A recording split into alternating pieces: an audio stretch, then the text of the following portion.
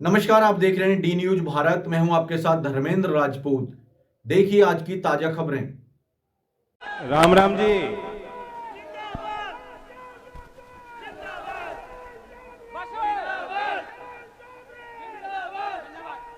इस नौजवान को तो माइक की जरूरत नहीं। फिर मोटर फिर चालू मत करो अपना। बहुत समय से इंतजार कर रहे हो, हमसे देर हुई, माफी चाहता हूं। हमारे दोनों जो प्रत्याशी हैं, आपके प्रत्याशी यहाँ खड़े हैं। आप भी बैठो आराम से, अभी तो बहुत आपको मेहनत करनी है। प्रत्याशी की मैं जानता हूँ कितनी दुर्गति होती है। चुनाव के समय तो उसे भैंस भी दिख जा तो क्या, अम्मा मुझे ना बोलियो, वोट दे दियो। तो इन दोनों को तो बहुत मेहनत करनी है। वो किस्मत साथ दे रही है कि पहले चरण में इनका काम हो जाए। और दूसरी बात यह है कि किस्मत वाले यूं हैं, बिजनौर के लोगों को तो कुश्ती का दंगल के आयोजन में विशेष शौक है। कुश्ती का है कि नहीं? और जो आखिरी कुश्ती का समय हो, तो सबसे बड़ी कुश्ती, और दो ही पहलवान लड़ने वाले हैं। तो पश्चिम में तो दो ही पहलवान थे ना लड़ने वाले, कोई तीसरा तो नहीं था। और जो दोनों पहलवान ने पहले ही हाथ मिला दिया कि लड़ना ही नहीं,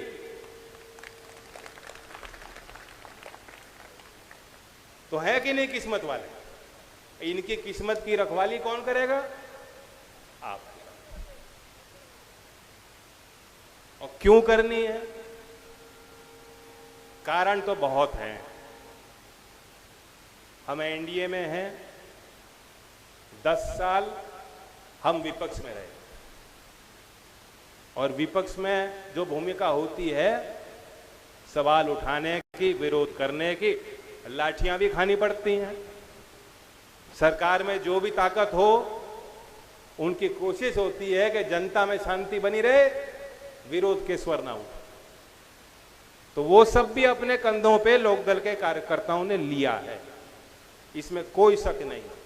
और मैं आपको धन्यवाद देता हूं, लोकदल के कार्यकर्ताओं को, बिना किसी सत्ता के, बिना किसी लालच के, मेरे हर मोड़ पे, और मुझसे पहले चौधरी अजीत सिंह जी के साथ, और उससे पहले चौधरी चरण सिंह जी के साथ आप डट के खड़े रहे। मैं आपको धन्यवाद देता हूं। और कार्यकर्ता नहीं होता तो लोकदल नहीं होता, और लोकदल नहीं होता तो किसान का, मेरा गरीब गांव और देश की समृद्धि के लिए जो रास्ते आज, जो संभावनाएं खुल रही हैं, वे रास्ते भी हमेशा हमेशा के लिए बंद।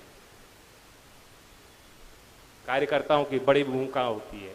भारतीय जनता पार्टी के अध्यक्ष जी यही कह रहे थे, छोटी छोटी जिम्मेदारी लो, बड़ा ठेका मत ले लो अपने कंधों पे। हमारे लोकदल के कार्यकर्ताओं को भी सीख लेनी चाहिए। हमें कुछ आदत है बड़ी बात कहने की।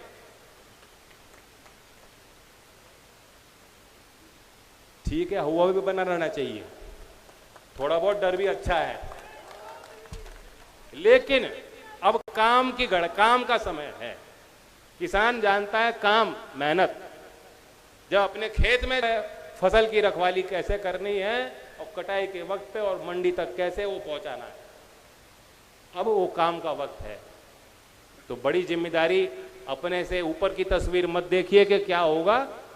जो अपने घर की बात है, परिवार की, मोहल्ले की, समाज की, क्षेत्र की, उतनी उतनी सब लोग कर लेंगे और निभा लेंगे, तो अपने आप जो तस्वीर हम बनाना चाहते हैं, बिजनौर की हो, नगीना की हो, और पार्लियामेंट की, जहां 400 पार का लक्ष्य हमने दिया है, वो तस्वीर बन जाएगी कि नहीं बन जाएगी?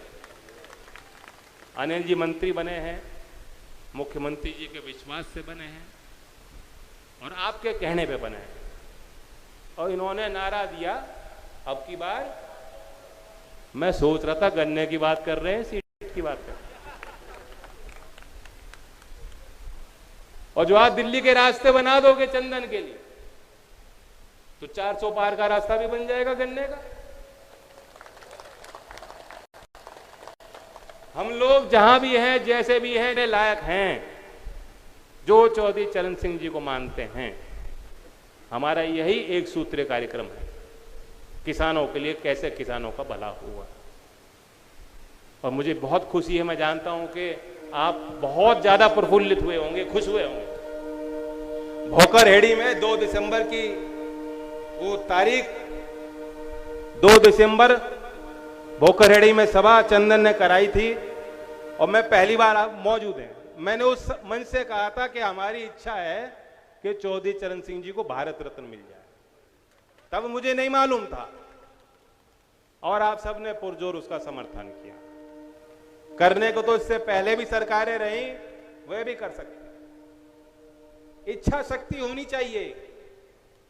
पहली बार भारत सरकार ने ये सोचा कि सम्मान उस नेता का होना चाहिए जिसने गांव की गलियों से उठकर और गांव के छोटे छोटे पाठशालाओं में पढ़ने वाले नौजवान और खेत में कामगार मेहनत करने वाले, उनके हौसले को बढ़ाने के लिए ऐसे नेता को हम भारत रत्न देते। पहली बार किसी सरकार ने सोचा है और ये छोटा निर्णय नहीं है, कोई छोटी बात नहीं। सिर्फ ये नहीं कि आज हो गई कल को भूल जाएंगे लोग, नहीं। संस्थागत तरीके से चौधरी चरण सिंह जी को, विचारधारा को, उनको अगर जिंदा रखना चाहते हो, और जब तक चौधरी चरण सिंह जी का नारा गांव के लोग लेंगे, नौजवान लेगा, सरकार किसी की हो, उस पे किसान का और गांव का एक दबाव, नैतिक दबाव बना रहा है। और हम और आप नाराएं लेना भूल जाएंगे तो कितना ही अच्छा मंत्री और प्रधानमंत्री और एमपी क्यों ना हो, मजाल है कि गांव में चला जाए, कोई जरूरत नहीं पड़ेगी। देश की बदलती तस्वीर में आज भी चौधरी चरण सिंह जी की विचार प्रासंगिक हैं, प्रभावशाली हैं।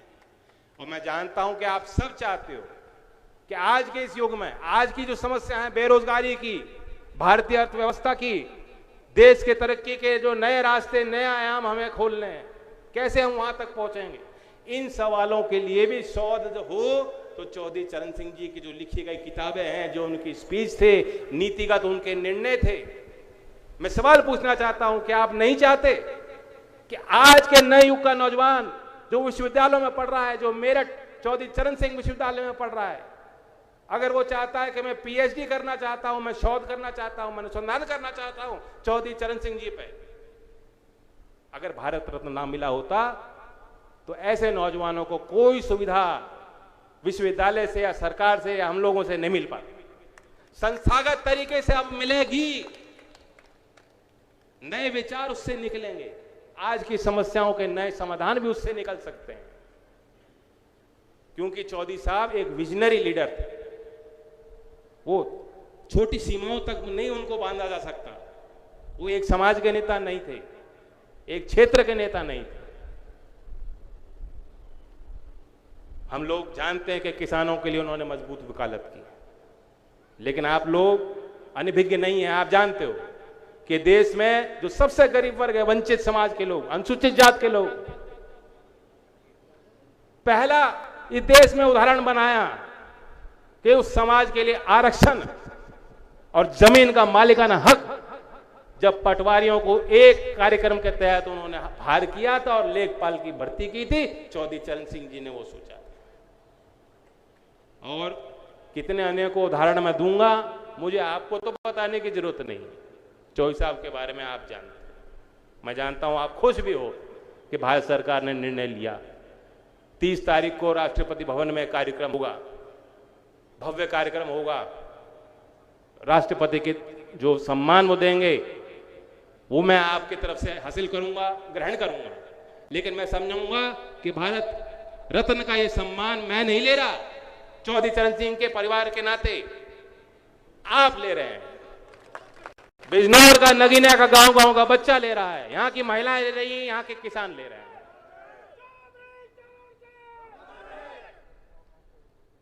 10 साल में हम लोग विपक्ष में थे, लेकिन ऐसा नहीं है, हम लोग भी देखते थे सरकार ने अच्छे काम बहुत किए। एक तो गतिशीलता लाए हैं सरकार के कामकाज में, सीधा लोगों के खातों में जो योजनाओं का निर्माण है वहां से लेकर क्रियान्वयन तक सीधा खातों में जब पैसा निधि पहुंच रही है तो सीधा प्रवाह है, कोई बिचौलिए की जरूरत नहीं। चौधरी चरण सिंह जी की सबसे बड़ी चिंता होती थी भ्रष्टाचार। अभी चुनावी माहौल में हम देख रहे हैं विपक्षी पार्टियां हर 2 घंटे में टिकट बदल रहे हैं ना टिकट। बल्कि बिजनौर की तो खूब किस्मत है, बिजनौर के लोग पता नहीं कहां कहां जाकर चुनाव लड़ रहे हैं। चौधरी चरण सिंह जी भी टिकट कभी कभी बदल देते थे। अब क्यों बदलते थे? उनके कान में आके कोई वर्कर कहता था ये शराब पीता है साहब, ये बहुत बदचलन आदमी, अच्छा आदमी नहीं है, नैतिकता पे सवाल उठा देता था। चौधरी साहब ने कहा अच्छा, और ऐसी सभाओं में जाके कह देते थे मुझसे गलती होगी। आज ऐसा कोई उदाहरण, ऐसी कोई मिसाल आपके आज के राजनीति में शायद नहीं मिले। तो ये साबित करता है कि चौधरी चरण सिंह जी के मन में, हृदय में सबसे बड़ी चिंता थी कि सरकारी योजना का लाभ जमीन तक, धरातल तक पहुंचे, भ्रष्टाचार से लोगों को, आम लोगों को मुक्ति मिले। तो कैसे होगा? जब आपके हाथ में मोबाइल फोन है, मोबाइल फोन से बैंक का खाता लिंक है, भारत सरकार की योजना दे रही है, घोषणा कर रही है कि हम वहां से रुपए देंगे और सीधा आपको मिल रहा है, मातृ शक्ति बैठी है।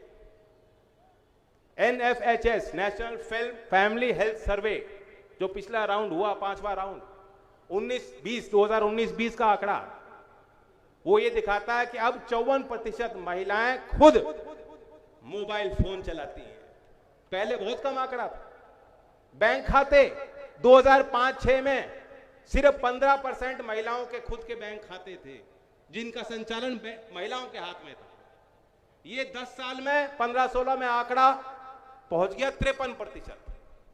और 19 से 21 के इस सर्वेक्षण ने बताया आज 78% से ज्यादा महिलाएं अपने बैंक के खाते को चला रही हैं। तो जहां महिलाओं को समाज में आगे रखा जाएगा, सरकारी योजनाओं में लाभ उन तक पहुंचाया जाएगा, तो धरातल पर वो योजना पहुंचेगी। जो महिला फैसला लेती हैं, अच्छा ही लेती हैं। भाइयों हाथ खड़ा करके बता दो, लेती है कि नहीं लेती? यहां तो मानने में कोई गुरेज नहीं, यहां तो महिला लाए नहीं आप घर की, यहां तो मान लो। और बिजनौर हो नगीना, हमारे प्रत्याशी जीतेंगे तो मातृ शक्ति के निर्णय से जीतेंगे, सिर्फ आपके कहने से नहीं जीत होगी। तो घर की महिलाओं को, हमारी बेटियों को, जिनकी वोट बनी है, नौजवानों को, चंदन की तो खास उम्र की बात हो रही थी, 35 साल उम्र है, 35 साल की उम्र है और अच्छा सोना लगता है। अध्यक्ष जी कह रहे थे, कोई कौन कह रहा था, ओमपाल जी कह रहे थे कि चंदन है माथे पे लगाते, और चंदन ठंडक भी देता है, ये गर्म नहीं होता, बहुत ठंडा, ठंडे स्वभाव का, अच्छे स्वभाव, सरल स्वभाव का व्यक्ति। जब ये मीरापुर से चुनाव लड़ रहा था तो मैंने इसके गाल खींच के बोला कि देखो कितना मासूम है, बोला था। संजय जी भी बहुत सीधे आदमी थे, सीधे थे कि नहीं थे? जो काम होता था कहते थे, जो नहीं था बस में कह देते थे। उस चक्कर में कभी कभी बुराई मिल जाती है। आज के लाग लपेट के जमाने में कोई सुनना नहीं चाहता कि मेरा काम ना हो। तो इसलिए संजय को भी सीखने को मिलेगा आपसे। ओमपाल जी हमारे नेता हैं, हमारे प्रत्याशी हैं, दोनों के लिए ओमपाल जी का सिंबल है, बताओ क्या है, और चंदन का सिंबल आपका नाम ओम कुमार जी। नगीना से हमारे कमल के फूल का, उनका लोटस का सिंबल, और हैंडपंप नल का सिंबल आपके चंदन चौहान। और सबे पता है कि कमल का फूल वहां खिलता है जहां जल हो, जल की आवश्यकता फूल के खिलने को है। तो दोनों का ये मिश्रण, दोनों का मेल, और मुझ पे विश्वास कीजिए, क्या हम लोग जब सरकार में हैं, अनिल जी आपके मंत्री, बिजनौर के लोगों का विशेष अधिकार लोकदल के लोगों का इन पे बना है, और इनके माध्यम से एनडीए में शामिल होकर हम लोग साथ मिलकर कुछ फैसले लेंगे जिसका सीधा लाभ हमारे किसान को, महिलाओं को और नौजवानों को मिल सकेगा, और बिजनौर जनपद और नगीना के पार्लियामेंट क्षेत्र को मिल पाए। इसके लिए हम सब लोग मिलकर प्रयास करेंगे। धन्यवाद। जय हिंद, जय भारत।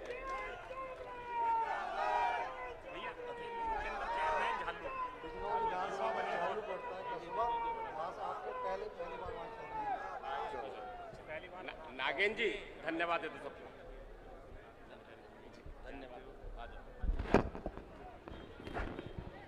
आज आप सब लोग इतनी गर्मी में, धूप में और दूर दराज से आए, आप सब लोगों का बहुत बहुत धन्यवाद।